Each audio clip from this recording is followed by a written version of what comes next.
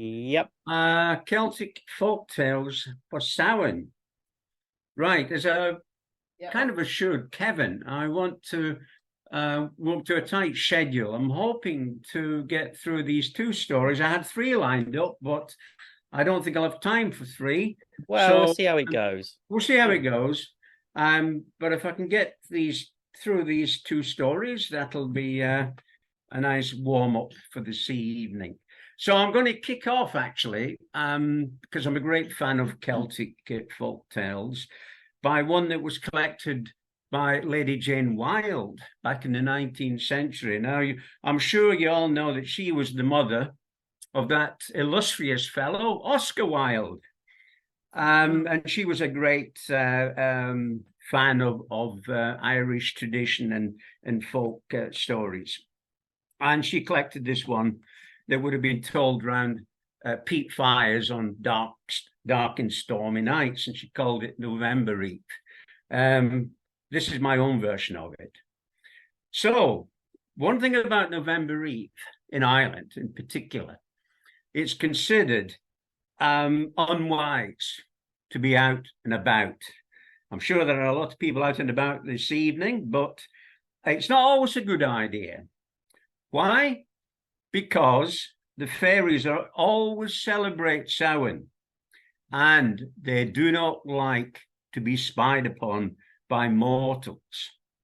Now, in the west of Ireland, there once lived a man who dismissed such warnings as old wives' tales.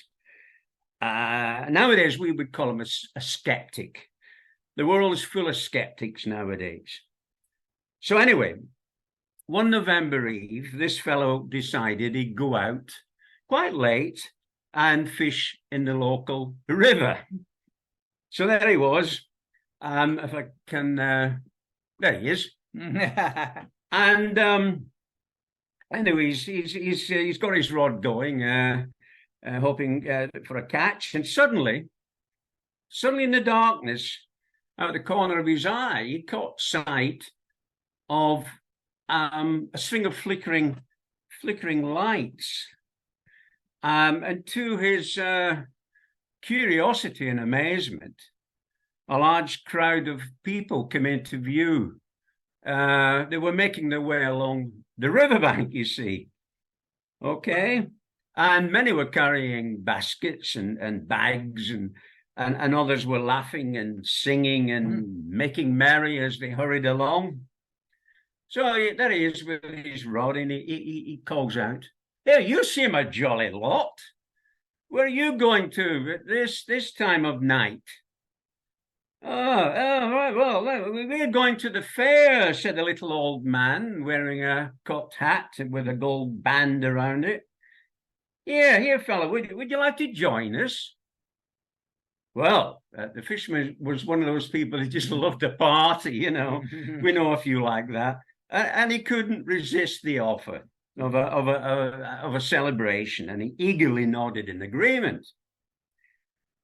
And then there's a little red-haired woman in the procession, and she pipes up, "Hey, say, fellow, it would be helpful if you could carry this basket for us." Oh, okay then, all right. So that's what he did, and off they went to the fair, you see. So when they arrived there, this fisherman fellow, he was astounded to see so many people gathered in one place. So anyway, without any further ado, everyone began dancing and laughing, and many more were drinking wine from tiny goblets. And the finest food and drink in the world filled this banquet table, this very, very long banquet table, just as it would in a king's palace. Well, the man was still holding the basket by this time, you know, and it was beginning to feel exceedingly heavy. Here, said the little red-haired woman. "You can put that basket down now. I can see you're very weary."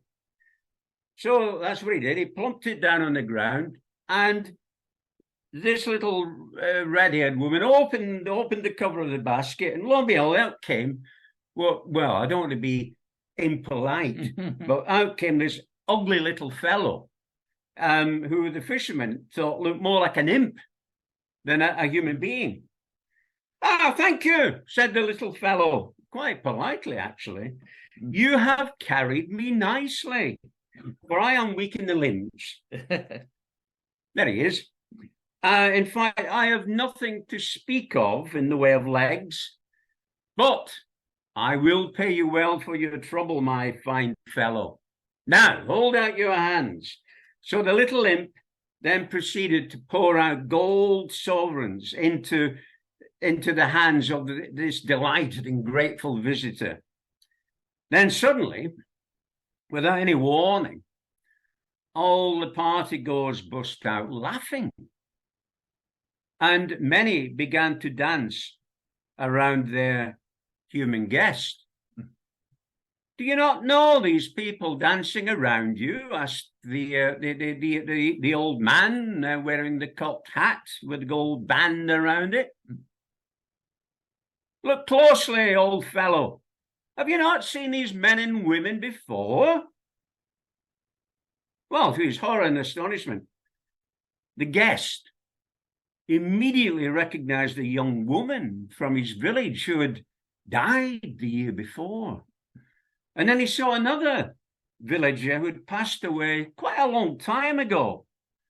Then he saw that all the dancers, men, women, and girls, were wearing long white shrouds.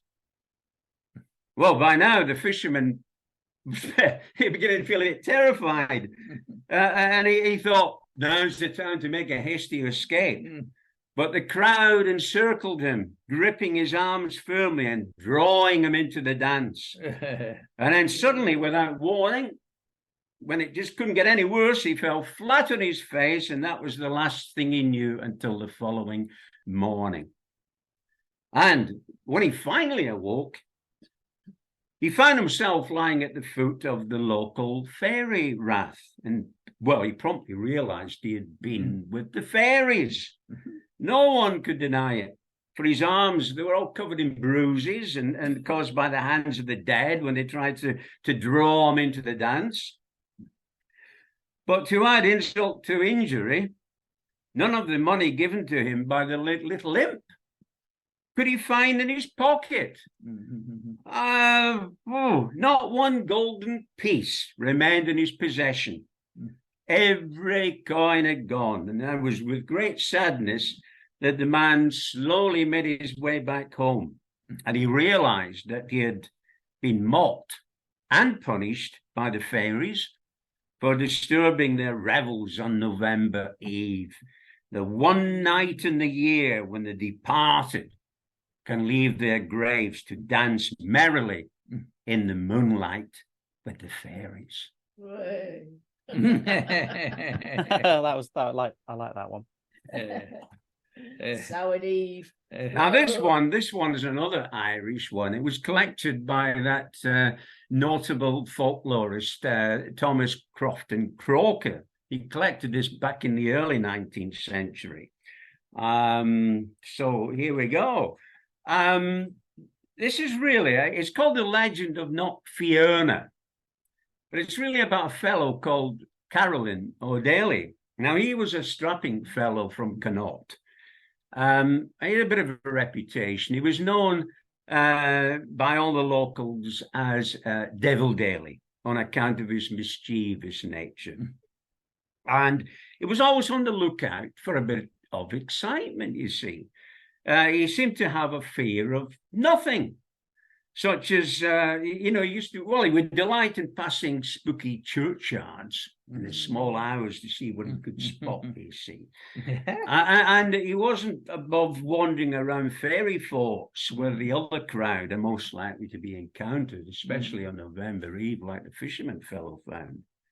Anyway, there was one evening, old Daly was travelling on horseback through the county of Limerick, and he was passing very, very close to the base of Knock Fiona, which is a high hill in that part of Ireland.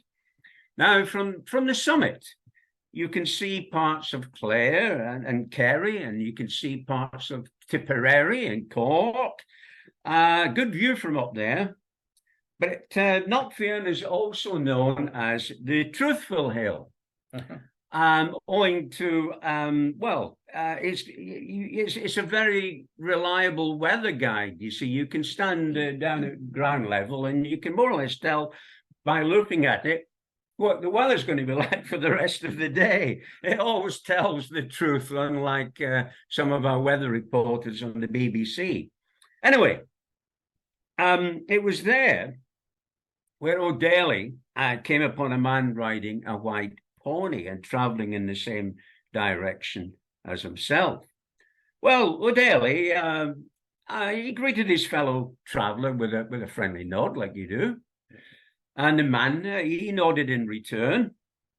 And the two travelers rode along together for a short distance, side by side, clip clop, in silence, actually. The fellow never spoke a word to O'Daly. Well, eventually, O'Daly decided to ask his traveling companion where he was going to. Okay, so I'm going to the top of that hill over there, replied the man. Oh, what might take you up there at this time of night then, queried O'Daly. Well, I mean, if you want to know, it's because of the good people. Oh, the good people? Hey, do you mean the fairies? Said O'Daly. The man spun around in his saddle. You shut your mouth, young man, he said. You hold that tongue of yours, or you may be sorry for it. He was clearly very, very annoyed, was this fellow, because in Irish tradition, you never refer to the other crowd directly. They don't like it. Right, good night and a safe journey to you, said the fellow. And he turned his pony off the road and onto the little path that led up the side of Knockfearn. So anyway, Carol O'Daly's watching him. He's getting further and further up the hill. He's thinking to himself, that fellow's up to no good. Not at this time of the night. I swear he's got some other plan up his sleeve beside the fairies, or the good people, as he calls them. So anyway, while O'Daly was turning these thoughts over in his mind, he fixed his eyes steadfastly on Knockfearn, behind which a full moon was beginning to rise majestically. And then suddenly, against the silvery glow of the moon, he caught sight of the darkened figure of this fellow leading his pony. Well, as I said at the outset, O'Daly, he was known as, what was he called again? Devil O'Daly or something. He wasn't frightened in the least. And courage and curiosity had by this time really got the better of him. And he thought, right, I'm going up too. I'm going up. And so he decided to follow the figure. So he dismounted from his horse, he tied the animal to a thorn tree, and began with much vigor to ascend Knockfearn. So after what seemed like hours, struggling over rugged and sometimes quite marshy paths, O'Daly finally arrived on the summit of the mountain. And there was the man's white pony grazing very quietly. Well, O'Daly looked around him. Where's that sod gone? He's looking around for the rider. He couldn't see him anywhere. So, after a time, very close to where this fellow's pony was standing, O'Daly discovered an opening. Sorry, I got carried away and forgot the picture. O'Daly discovered an opening in the mountain, like the mouth of a pit. Right. Oh, God, he says. He suddenly remembered. Well, I think he was quite small at the time, but he suddenly remembered having once heard a tale about the black hole of Nocturna. Now, in that part of Ireland, it was known as the entrance to the fairy castle. Yeah. They've got a fairy castle inside Nocturna. And a land surveyor in that part of the country had once attempted to fathom that hole with a line, but, well, he'd been drawn down into the hole and was never heard of again. Oh, well, they're just old wives' tales, said O'Daly to himself with a shrug and a chuckle. And since I've come this far, what I'm going to do, I'm going to knock at that castle door and see if the fairies are at home. There you go. So O'Daly bent down and with both hands he picked up a boulder. And with no hesitation at all, he flung the boulder with all his strength down into the black hole of Nocturna. And he could hear it noisily tumbling about from one rock to another. And he leaned over the gaping hole and he could hear it. There it goes. It'll reach the bottom any moment now. But it never did. Mm-hmm. In fact, the unexpected happened. That very same stone he had thrown down the hole, came up again with as much force. It had gone down, giving O'Daly a violent smack in the face. And that was the last he remembered.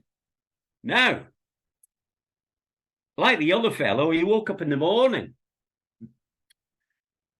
And O'Daly found himself lying on the ground next to his horse. How he ended up there, he had no idea. But the bridge of his nose was broken, which disfigured him for life. His head was severely cut. There was blood pouring out. He got bruises all over him. Both his eyes were closed up like that. You could hardly see a thing. But from that moment on, Carol O'Daly never again ventured near the haunts of the fairies after dusk. In fact, he avoided them at any time. And if he happened to find himself in a lonely and isolated place, he was always in a hurry to press on and reach his destination. He was a changed man. Never again did Carol O'Daly interfere with the fairies or associate with anyone who might keep company with the good people. I like that one. That was amusing, but in a disturbing way. There you go, Kevin. There you go. To swap places. Yes. Well, you've only done 20. You can have another one if you want.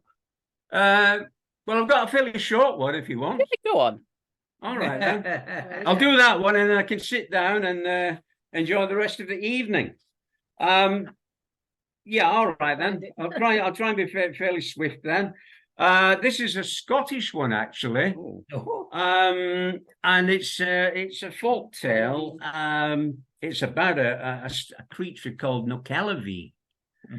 Right. So anyway, without further ado, many years ago there was a fellow known in his locality as Tammy.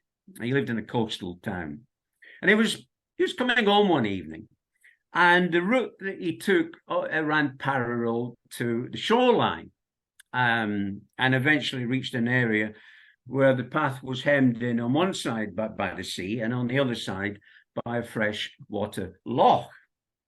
It was a pleasant walk. The sky was entirely clear and stars were lighting up everything.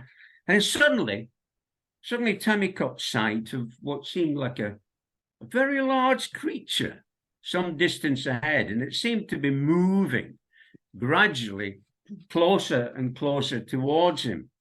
Now, it quickly dawned on Tammy that he might be facing potential danger, owing to the fact that he was actually trapped between the sea and the loch with no means of escape, just in case it wasn't a very friendly creature.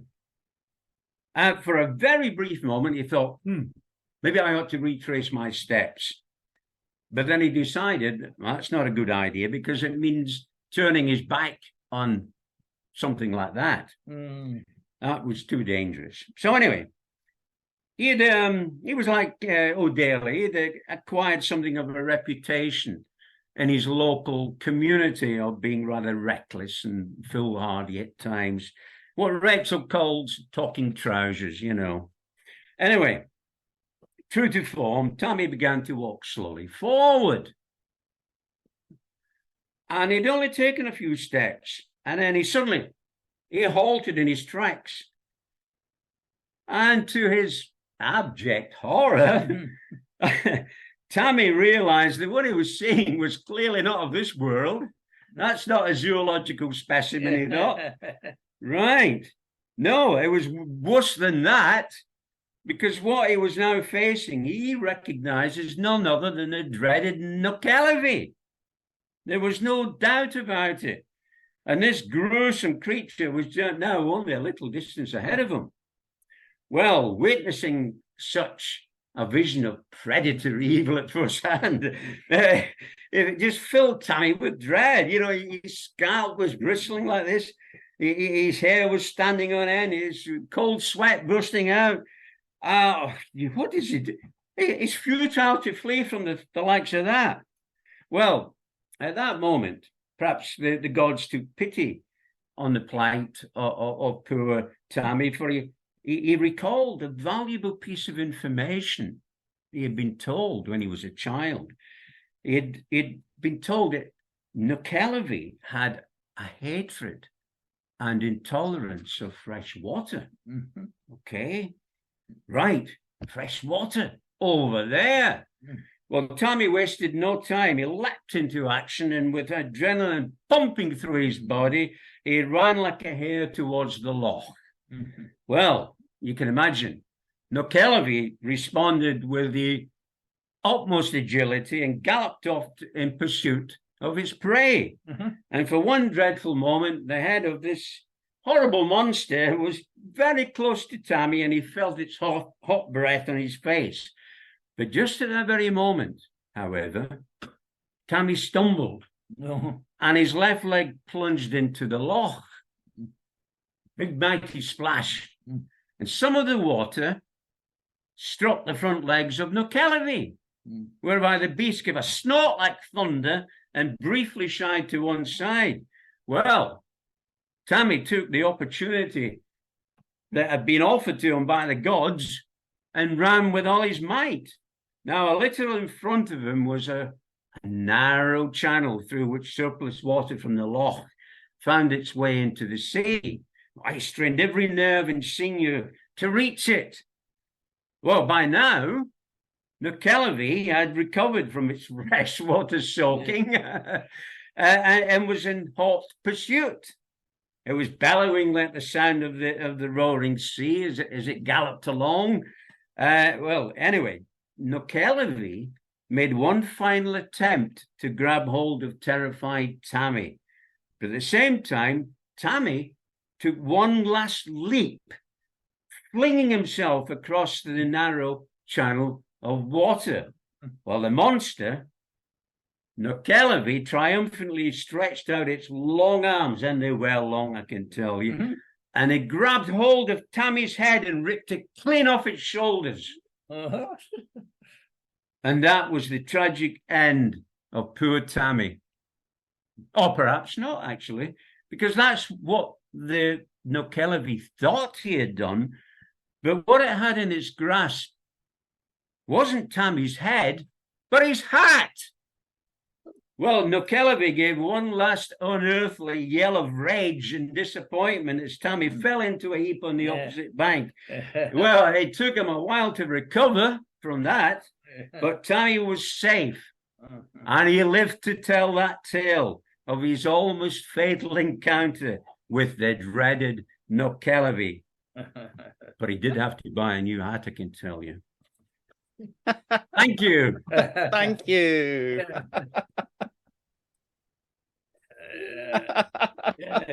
That was, I've never seen that creature before. It's great, isn't it?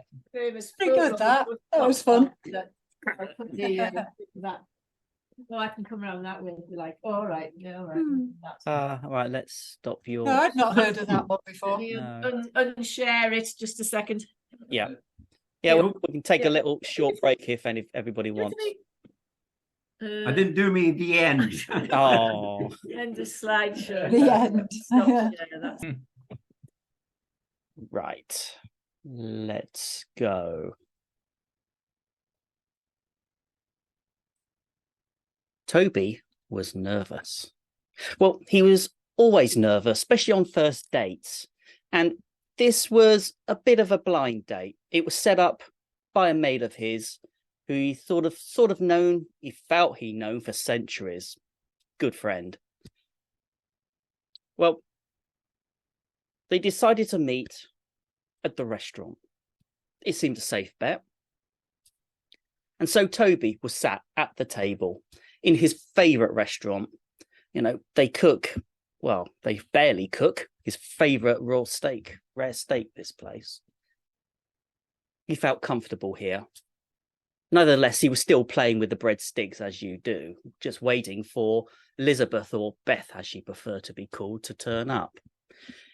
It was a dark, cold and very wet and windy night, much like it is here at the moment. So he was nervous whether she would show up or not. She hadn't turned up on the time, she said. He was getting very anxious. But then the door opened and in she walked. Utterly glamorous. Her coat was taken off, a lovely, slinky red dress with a slight touch of a neck scarf. Interesting. Well, the waiter took her to the table. He couldn't take his eyes off her. Well, the night went perfectly. They talked, they ate, they drank, they talked far into the night. In fact, they were the only ones left in the restaurant. It went so well, they agreed to do some more dates. And over the next few days, each night somewhere different. And as the week went by, things were getting a bit more interesting. The nerves were gone, not entirely. In fact, when they hit the cinema one night, they hit the back row, as you used to do, and things got fruity.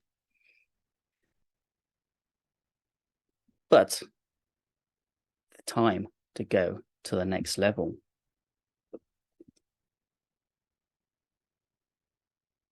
Beth said Toby should come round for a meal to her flat. Now, Toby thought, is this code? Must be code. And he agreed.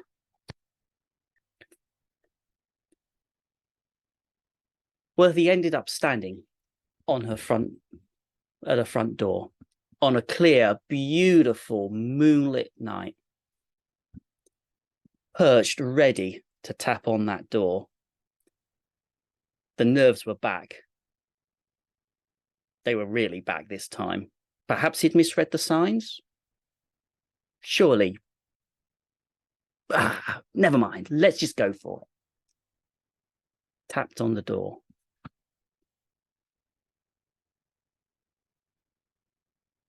She opens the door. Again, perfectly dressed, as every night has been, a different outfit, immaculate. And again, for this very night, blue with white polka dot dress, and again, the neck scarf, which it began to find an issue, but it's a minor thing. She was perfect nevertheless. He stood motionless, staring at her. She grinned. She knew what he was thinking. "You better come inside, hadn't you?" she said to him. That woke Toby up, and he walked in and followed her in. To her likewise perfectly immaculate flat. Minimalist, but very nice. He also wondered, why was she so well dressed? I thought we were staying in. He'd sort of dressed down a little bit. Felt a little bit self-conscious there. That increased his nerves again. But she put him at ease and took him to the table. Dinner was almost ready. Surprisingly, the meal was very light. And then he twigged, perhaps he hadn't misread these signs. That was very well thought. A light dinner. What then surprised him was the suggestion, why they let their dinner go down? Why don't they watch a horror film? Again, he was a little bit surprised at this. Horror films weren't really his thing. But then he caught, cunning. With a horror film, during the scary bits, we could cuddle up. Yes. And so they sat, huddled together on the sofa, watching the horror film. And so, during the scary bits, they clung together. Needless to say, things began to warm up. Soon they were beginning to forget about the film, and hands and lips were beginning to wander.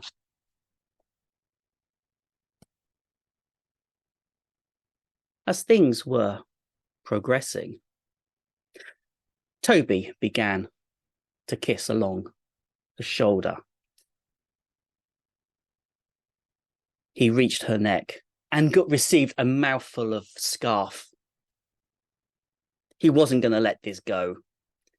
Before she could do anything, he tugged on the scarf and went in to kiss her neck,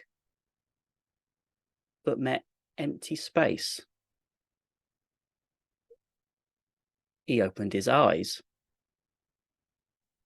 He wasn't quite expecting to see this sight before him. Her head wasn't there.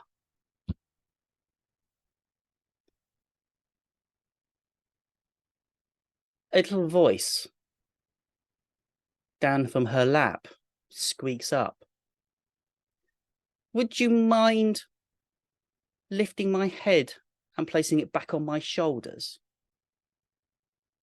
Toby looked down, in complete shock, to see Beth staring back up at him, her eyes blinking and grinning.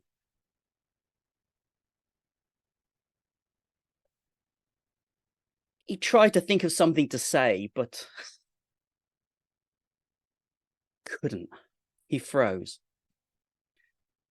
Hurry up, please, Toby, she says. The scarf was holding my head on. I was waiting for some new bolts to come to reattach it properly. But just lift me up and I will sort myself out. So he reaches down, picks up her head and places it back on her shoulder while she reaches up and fumbles with the scarf to reattach her head. Toby really wasn't feeling too good at this point. In fact, he really, really wasn't feeling very good. He'd reclined back onto the sofa. His heart was thumping hard. He was sweaty. He was nauseous. This was not quite the night he was expecting. Beth looks, once she's sorted, directly at Toby. Are you okay? You know, I was going to tell you this at some point. I was just waiting for the right time. Toby pulls at his collar, feeling extremely warm and sweaty. His skin is very tender. Well, actually, Beth, perhaps I should tell you my secret too. She cocks her head and watches, expecting a reply. Toby begins to shake. His face begins to elongate. Big teeth begin to form. Hair sprouts over his face. His hands and fingers elongate and become hairy. Beth shouts, "Yes, a werewolf! I've never dated a werewolf before. The monster dating website has made a great match. I love a man who's wild." She grabs his, well, now paw, and drags him to the bedroom. Thank you.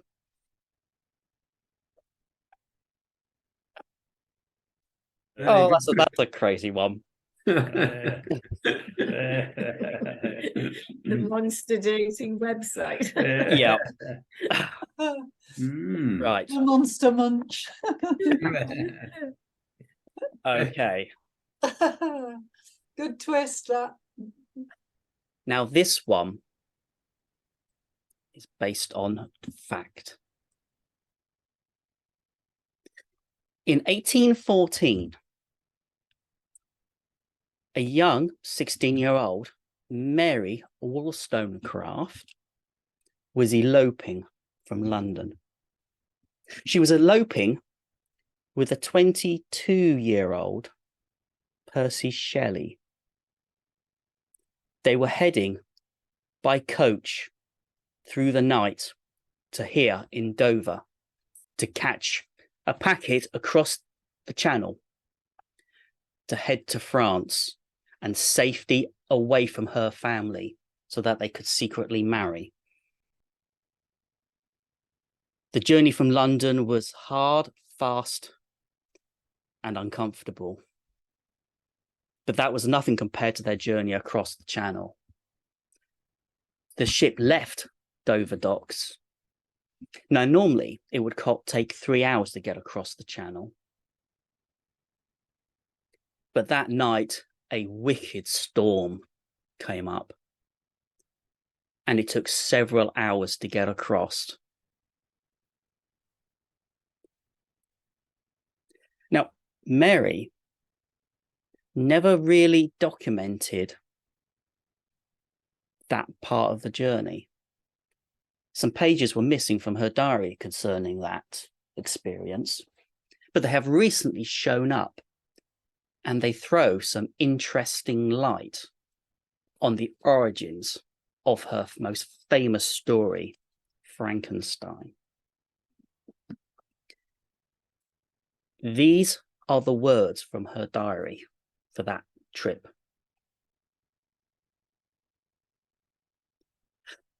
We left Dover. Approximately halfway across the channel, the storm hit. It was ferocious. So much so, we thought we were going to be blown onto the Goodwin Sands and sunk. There was abject fear on the ship.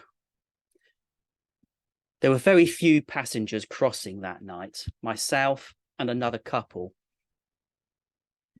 Us women, the two of us, we were kept below decks in the saloon, while all men on board tried their best to control the ship and keep it on course.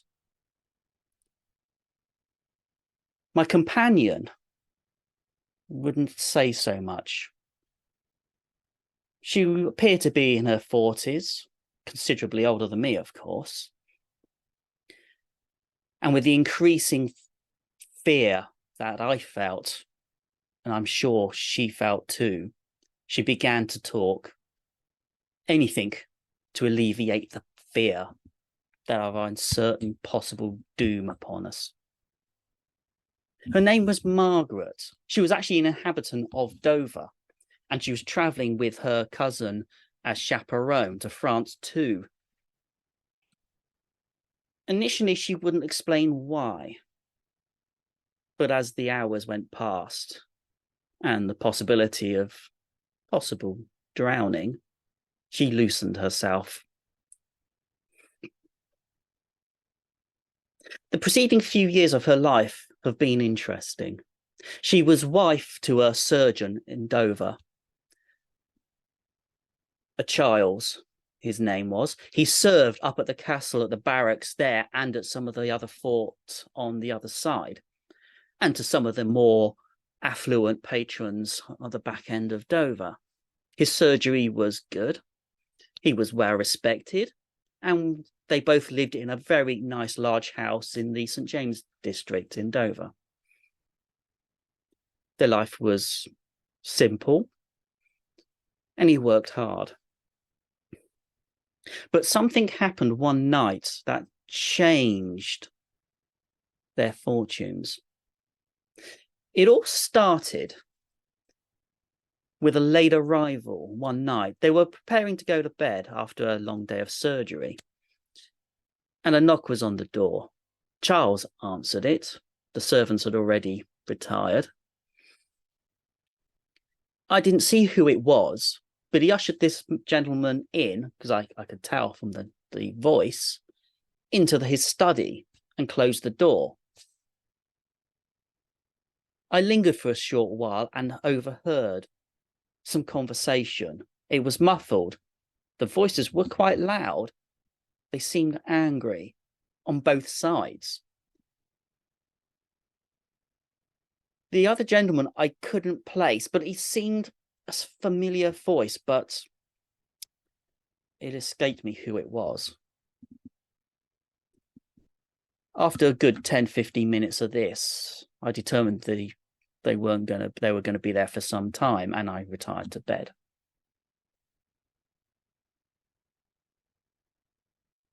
On waking in the following morning, our custom was generally to have breakfast together before Charles went out to surgery or went down into the lab in the basement. Charles wasn't there for breakfast, so I assumed he must have gone out on an urgent call. I didn't see him lunchtime, and come evening, he's still not returned. This was definitely out of character. By chance, one of the local soldiers had popped by to pick up some tablets that my husband had prepared for him. And I mentioned that Charles hadn't returned. The soldier promised to report that back to the garrison to find out if anyone had seen him. As night fell, I heard no news, and I began to worry. This was unnatural. By the following morning, still no sign of Charles. But the justice of the peace, one of our friends, turned up. He'd heard and put word out, and no one had seen Charles for the whole of yesterday. I had considered whether it was connected with his late night visitor, but I didn't want to bring that up because I had no clue. In conversations with Julian, the Justice of the Peace, he suggested, had I checked the house? Well, obviously I mentioned about the lab, but I'm sure he hadn't been down there. I'd heard no noise.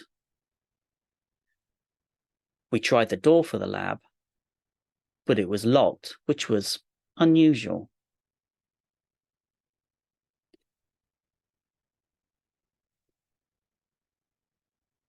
I had no key.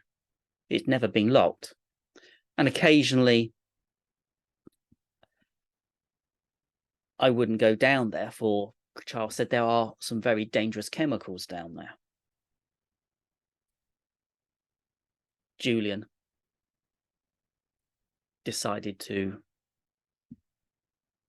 push the door.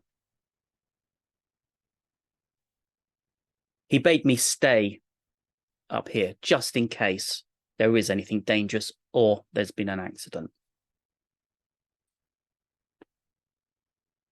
He was gone for about 10 minutes, and on his return, his face was white. He asked me to retire to Charles's study while he called for assistance. I began to fear the worst. Perhaps an accident. Soldiers came and went, carrying out bundles of things. I had to press Julian to tell me what was down there. Was Charles okay? Was he hurt? Julian told me something far worse. No, Charles wasn't there. But what they did find were bodies and parts of bodies. One, the justice had recognised, for he was a criminal that had already come up before him, but had absconded. He recognised him because of the tattoos on the arms, although one of the arms was actually missing. But there are other body parts, complete and incomplete cadavers. This was serious. Was Charles involved with body snatching? Of course, I was in shock, completely in shock. This was all unknown to me. I'd been down there a few times, but I'd never seen anything like this.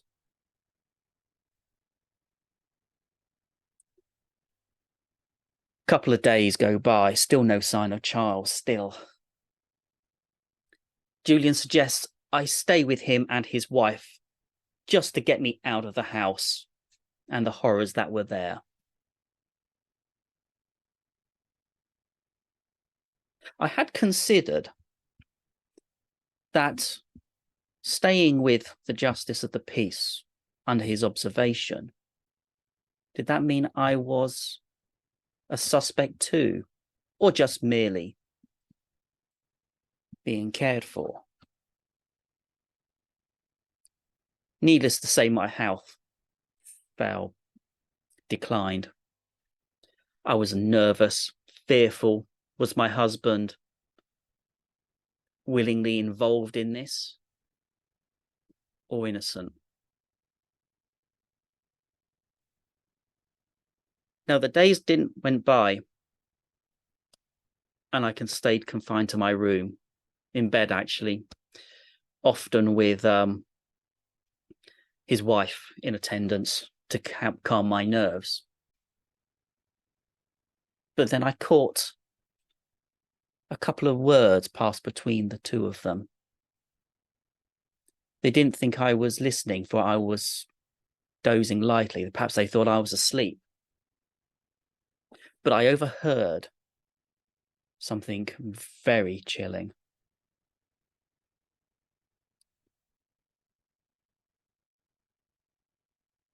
The body parts that they found, they had buried at the nearby church in St. James, just round the corner from the house.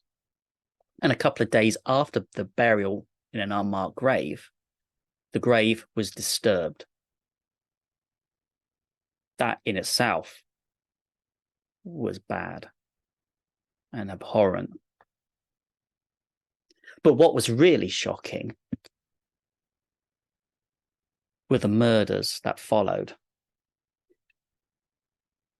Down in the Pier District at the docks, it is full of ruffians. It is a den of iniquity down there. But 2, maybe 3 brutal murders in one night. 2 sailors beaten to death.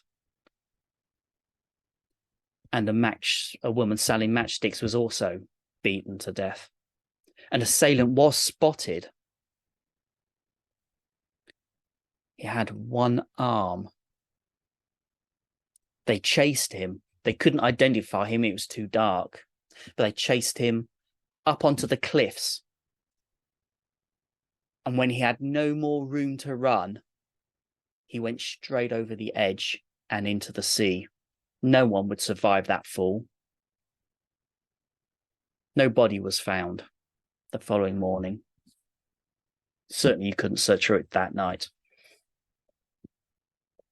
I recalled what Julian had mentioned about that one-armed man that was found in the basement.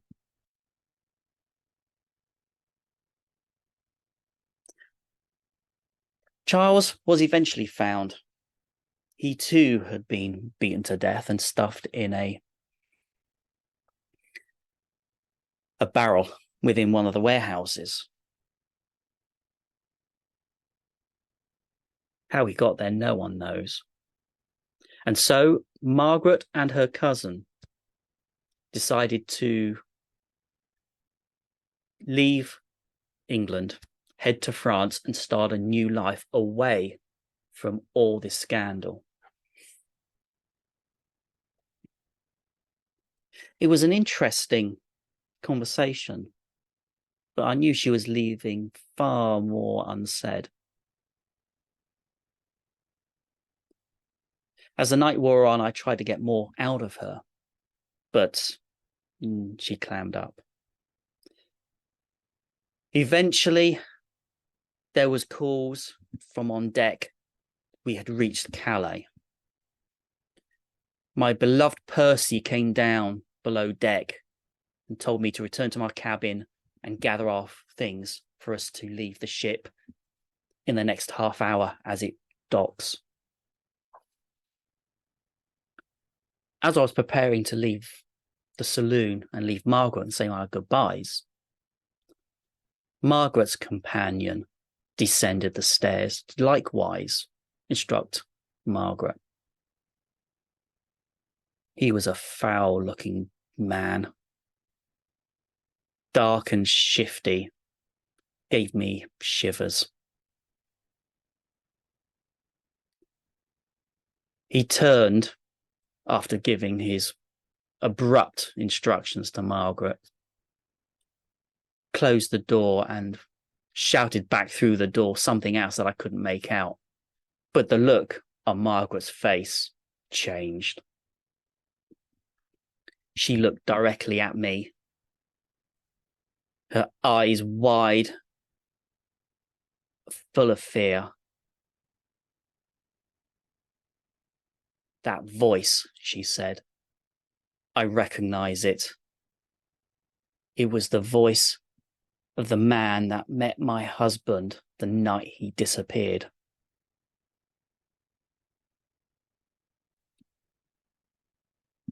Gathering her things, her hands shaking, she left the saloon.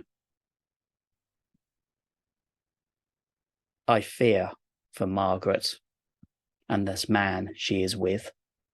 I fear for her new future in Paris. Thank you.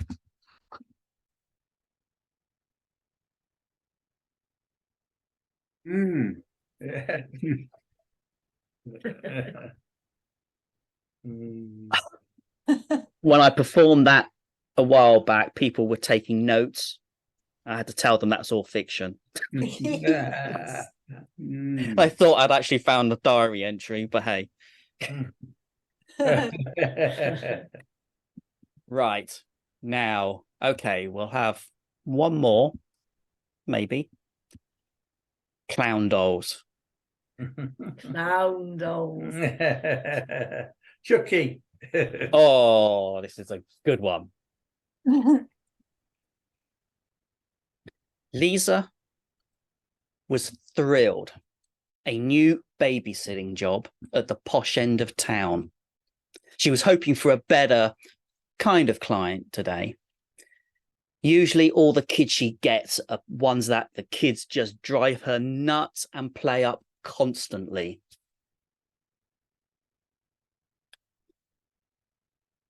On arrival, she thought she'd hit heaven. Their little girl, Kate, was absolutely wonderful. She was 7, very friendly, very funny. She didn't look like she was going to cause any problems. And her parents, wow, they'd left her some money and a menu to buy whatever, any takeaway she wanted. Lisa thought this is going to be a fantastic job if she could get continued back with this. Well, she sat down with Kate and they were watching cartoons until it was her bedtime. Again, no trouble. This was a good one. So different. And even better when Kate went up to bed, tucked herself in all on her own. No trouble. Yes. Lisa returns back downstairs. Going to make use of the takeaway. She flicks on the TV. Oh, loads of channels, loads of DVDs. While she's thinking of what film she wants to watch, which probably will be a rom-com. She flicked through the pizza delivery menu to see what she'd like. She got about halfway through the menu when she heard running steps upstairs. Across the landing, up, back, and then forth, and then quiet. Perhaps Kate needed the loo or something. No noise. Everything's fine. She continues looking. Nice pepperoni pizza, fine. She goes over to the phone, places the order, and then plonks down to finish off looking for the film. She's getting comfy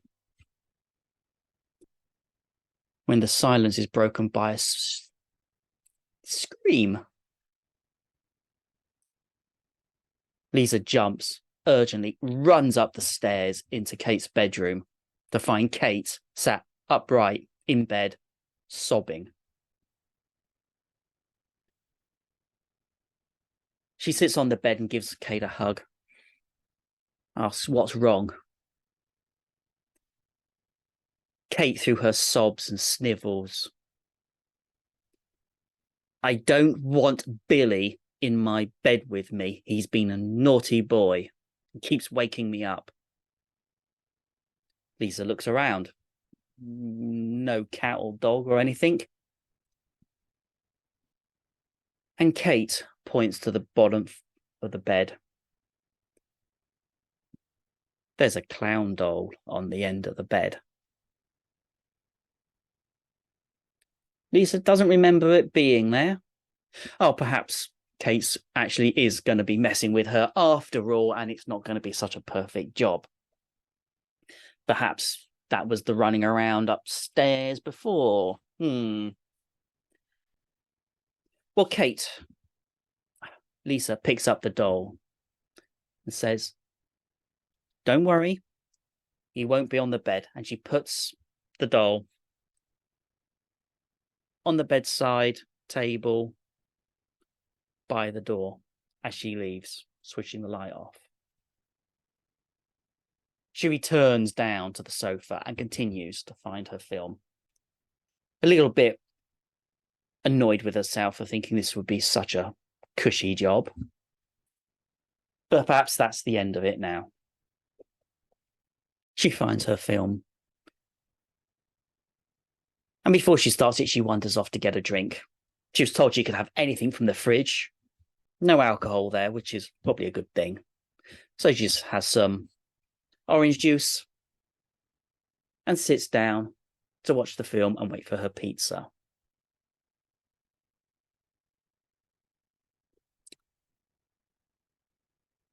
"10 minutes into the film, there's another scream.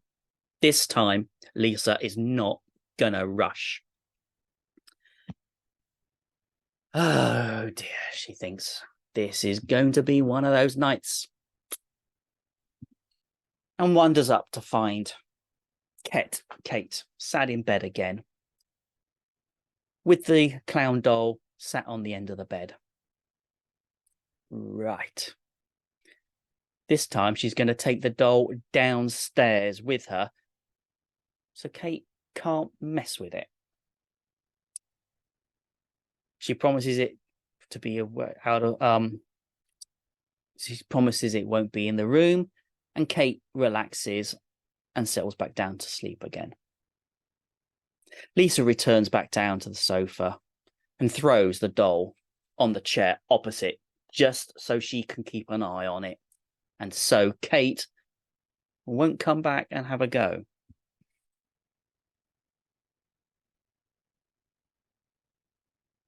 Well, the film resumes. She's watching the TV. She's watching the doll.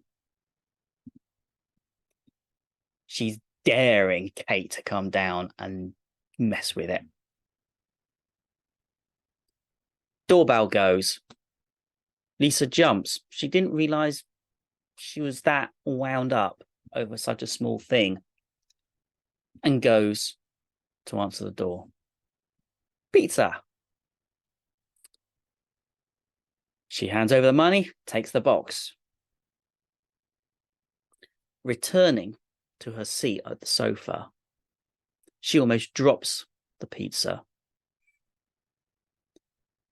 The clown doll had moved from where she'd thrown it onto the sofa next to where she was sitting. Okay.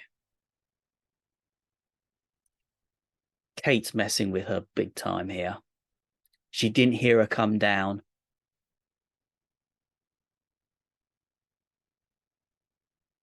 She puts the pizza back down and tiptoes upstairs to see if Kate is actually in her bed.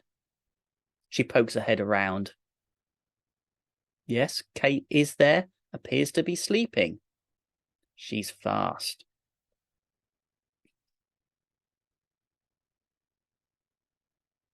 Lisa returns back downstairs. The pizza box has been opened, and the clown doll is not there.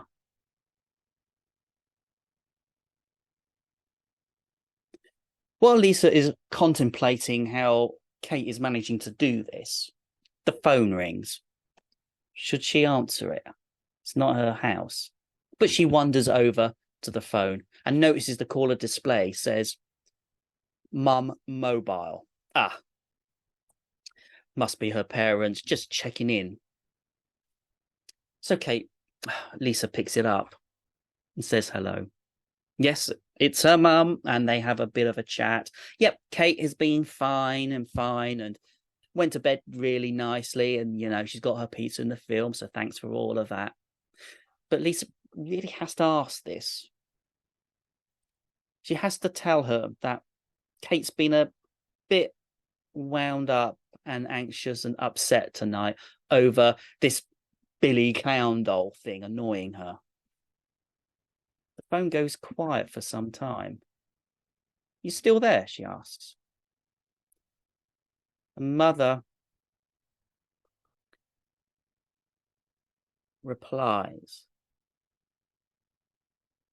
listen carefully, please. Billy is very naughty. I want you to wake Kate up and leave the house immediately. We will be coming home straight away. Whatever you do,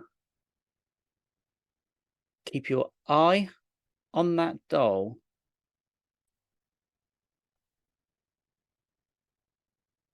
and leave. We don't want any other accidents. The line goes dead. Lisa looks definitely confused.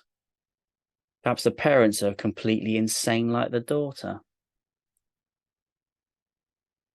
She puts the phone down and turns to go and get her pizza. That's when she notices the door to the kitchen. All around the door frame had been scrawled in what looked like tomato sauce from the pizza, and there's still bits of pizza sticking to the wall. the words, "Let's play hide and seek. You hide, and I will find you." The lights go out. Pleasant dreams.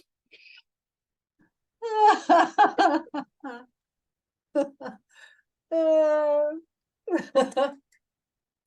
Oh, Oh God. I don't like clown Like dolls. all those creepy Mm. babysitting stories, isn't it, about Yes. murderers in the upstairs room and Yes. all They that. kind of end at the perfect spot. Oh yeah. That was a good Yeah, ending. I really love this one. Yeah, that's Double age, we all seen Chucky films. We're all on Chucky's side. well, I was watching Poltergeist yesterday, Oh God. and there's a clown doll there. As I think I know where I'm getting it from. Yeah. The first time I've seen that since the 80s. That film. Yeah. I don't watch spooky films.